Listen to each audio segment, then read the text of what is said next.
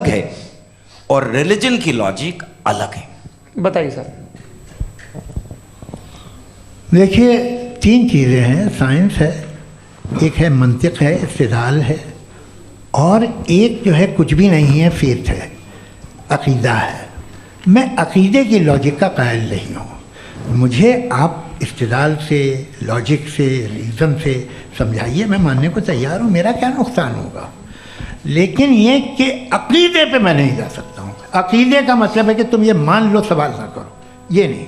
आप सारी बातें करके, बड़ी साइंटिफिक बातें करके एक जगह जाके खुदा के वजूद पे रुक जाते हैं, सरेंडर कर देते हैं। मैं सरेंडर करने को तैयार नहीं। That's all. जी, ये आगे सर बैठे हुए हैं, इनको माइक दीजिए। भाई वो आप पूछना चाह रहे थे ना भाई? हाँ, नहीं मैं ये थैंक यू जी। आपका नाम? आसिम इफ्तिखार। आसिम जी, पूछिए।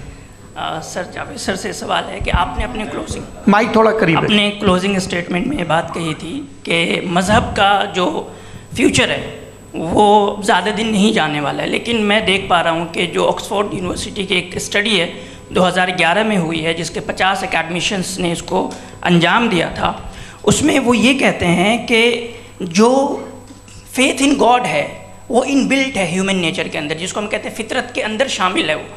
और वो ये कहते हैं कि अगर कोई ये समझता है कि मज़हब को वो ख़त्म कर देगा तो ये उसकी गलत फहमी है। तो आप इसके बारे में, इस स्टडीज़ के बारे में क्या कहते हैं? ठीक है, मैं उनसे एग्री नहीं करता हूँ। वो कौन से प्रोफेसर होंगे? ऐसा उनके क्या पास डेटा है, इन्होंने डेटा के बेस होगा। डेटा क्या हो सकता है? फ्यूचर का डेटा तो नहीं हो सकता ना उनके पास। प्रेजेंट का डेटा हो सकता है। डेटा आपने सुना 100 साल पहले का बाद का डेटा? मैंने तो नहीं सुना आज तक। तो आज उनकी ये राय है और होगी राय, ठीक है। दुनिया में तरह तरह की राय है लोग, लेकिन मैं समझता हूँ कि वक्त के साथ इंसान ज़्यादा से ज़्यादा रीज़नेबल और लॉजिकल होता जा रहा है। आज आप देखिए वेस्टर्न यूरोप में क्या परसेंटेज है नॉन बिलीवर्स की, बहुत हाई। वहाँ चर्च खाली पड़े होते हैं। तो अल्टीमेटली तो इंसान कोई ऐसी बात बहुत अरसे तक नहीं मान सकेगा, चाहे गलत या सही, जो उससे उसके दिमाग को, उसके जहन को, उसकी लॉजिक को अपील न करे। वो कह रहे हैं तो ऑक्सफोर्ड के होंगे तो कैम्ब्रिज के होंगे, तो मुझे क्या लेना देना। उनका डेटा मुस्तकबिल का नहीं हो सकता है।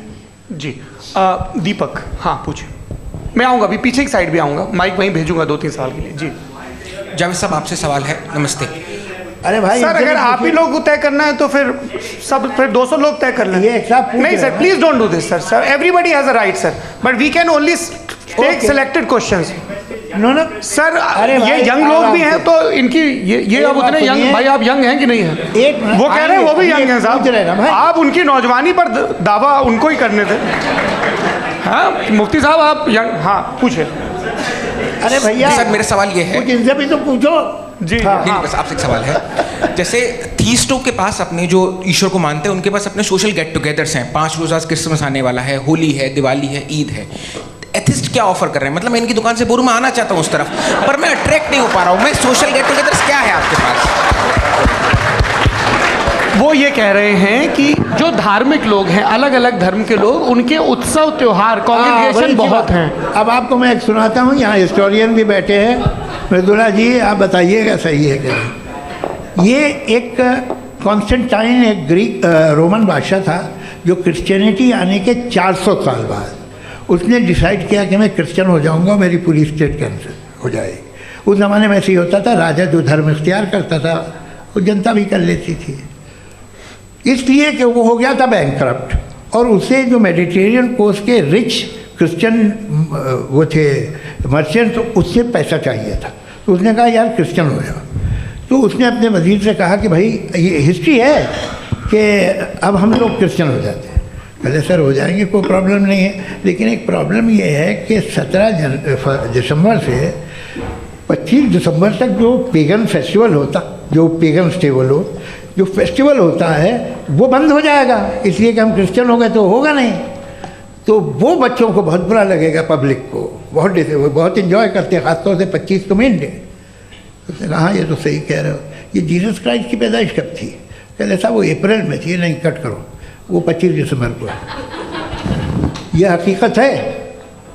और 400 साल बाद क्रिश्चियनिटी के अप्रैल से दिसंबर ले आए, और इसलिए कि यहाँ पेगन फेस्टिवल होता था। अब मनाते हैं आप आराम से। ये जो सारे फेस्टिवल हैं ये रिलीजन से, हर एक को एक इंटरटेनमेंट डिपार्टमेंट चाहिए होता है अपनी कंपनी चलाने के लिए। तो ये रिलीजन ने, ये सेकुलर त्योहार थे जिन्हें रिलीजन्स ने ले लिया है। ये मौसम के थे, फसलों के थे, किसानों के थे, उसको आपने लेके रिलीजियस रंग दे दिया। ये कोई रिलीजन से थोड़ी आए हैं आप। अच्छा हमें देखिए, हम तो मुल्द हैं, हम ईद मनाते हैं, हम दिवाली मनाते हैं, हम होली मनाते हैं, हम क्रिसमस मनाते हैं। बम्बई की फिल्म इंडस्ट्री की सबसे बड़ी होली हमारे घर में होती है, सबसे बड़ी ईद हमारे घर में होती है। वो हमारी सोशल वो है, हमारा हेरिटेज है।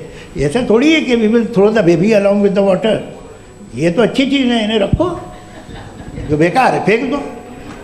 जी हाँ, हेलो जी, मेरा सवाल नादवी जी से है।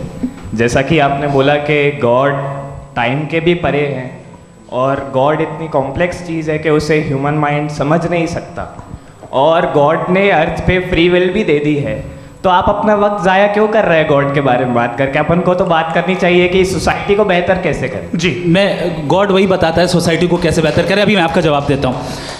आपने कहा कि टाइम पे वो एग्जिस्ट नहीं करता,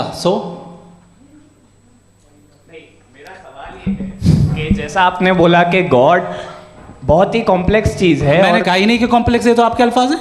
कॉम्प्लेक्स का लफ्ज़ गॉड के लिए सुइटेबल नहीं है। क्यों? क्योंकि कॉम्प्लेक्स वो चीज़ें होती हैं जो ऑब्जेक्ट हो। God is not an object जिसको आप इंस्ट्रूमेंट के जरिए लेबोरेटरी में जाके टेस्ट करें, oh it's very complex. No, वो कोई कार का इंजन नहीं है। मेरा वो फिलोसॉफिकली नेसेसरी बीइंग ऐसी बीइंग है जो सिंपल बीइंग है। हाँ, आप उसको मुकम्मल तौर पे उसकी तमाम हिकमतों को जान ले और हर चीज़ को जान ले, ये पॉसिबल नहीं है, क्योंकि वो ऑल वाइज है, आप ऑल वाइज नहीं है, और वो खुदा है, वो आपको सारी चीज़ें बता दे, ये ज़रूरी नहीं।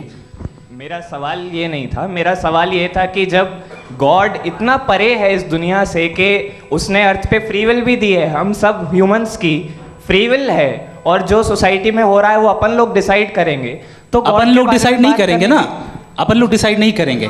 गॉड जो है, गॉड ने वो उसकी ज़ात, उसकी एग्जिस्टेंस टाइम एंड स्पेस से परे है, लेकिन वो हमारा टेस्ट ले रहा है और उसी गॉड ने हमें बताया कि तुम्हें क्या करना है क्या नहीं करना है, तो जाहिर है उस गॉड की बात सुनेंगे ना हम। जी, वो पीछे एक चश्मा लगाए जो मैम खड़ी हैं, उनको दीजिए। हाँ, आप जी जी बिल्कुल आएंगे।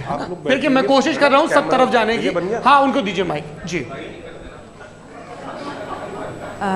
हेलो सर, मैं ओमनी प्रेजेंट नहीं हूँ, टाइम पाबंद हूँ, और जहाँ तक कोशिश कर सकता हूँ करूँगा। जी, अपना नाम बताइए। मेरा नाम उर्सुला है, मैं दिल्ली यूनिवर्सिटी की एक स्टूडेंट हूँ और मैं स्टूडेंट फेडरेशन ऑफ इंडिया से हूँ। मेरा सवाल मुफ्ती जी से है कि इस हॉल के इस कमरे में बैठ के हम लोग रेप की मोरालिटी के बारे में फिलोसफिकली बात तो कर सकते हैं, बट असलियत ये है कि रोज़मर्रा की ज़िंदगी में औरतें रेप के थ्रू गुजरती हैं, और हम लोग सिर्फ नंबर्स पे इस तरह नहीं देख सकते, क्योंकि कितनी औरतें हैं इन कंट्रीज़ में जहाँ पे आप बता रहे हैं कि केसेस कम हैं, जिनका एक्सेस है कि वो जाके केस फाइल कर सकें। कितनी औरतें हैं जो जिनको काम करने की आज़ादी है उन कंट्रीज़ में। यूरोप में ये आज़ादी आ गई, यूरोप में ये रूल्स आ गए, तो हम आज उसके बारे में बात कर पा रहे हैं। जी, जवाब। आपने ये कहा कि कमरे में बंद होकर हम लोग इस पर फिलोसफिकली बात कर सकते हैं, लेकिन हकीकत में क्या हो रहा है, वो ग्राउंड लेवल पे क्या हो रहा है जो बहुत गलत हो रहा है, और वो सफ़र कर रही हैं। आई एग्री, बहुत गलत हो रहा है, और जो गलत हो रहा है उसको हमें रोकना है। और क्यों रोकना है, वो गलत क्यों है? हमारे पास इसका ऑब्जेक्टिव फाउंडेशन है, इनके पास उसका ऑब्जेक्टिव फाउंडेशन नहीं है। मैं ये कहना चाह रहा हूँ कि जहाँ पे भी जुल्म हो रहा है, जहाँ पे भी औरत पे जुल्म हो रहा है, या उसकी इज्जत लूटी जा रही है, या उसे तकलीफ पहुँचाई जा रही है, और सिर्फ औरत नहीं, किसी इंसान के ऊपर भी जुल्म हो रहा है, तो उसके खिलाफ खड़ा होना, ये मॉरलिटी हमारे पास गॉड के पास से आई है। वरना जावेद साहब तो कह रहे हैं कि जो है मेजॉरिटी डिसाइड करेगी, तो मेजॉरिटी तो कभी भी बदल सकती है। क्या आप ये थोड़ी सी आपको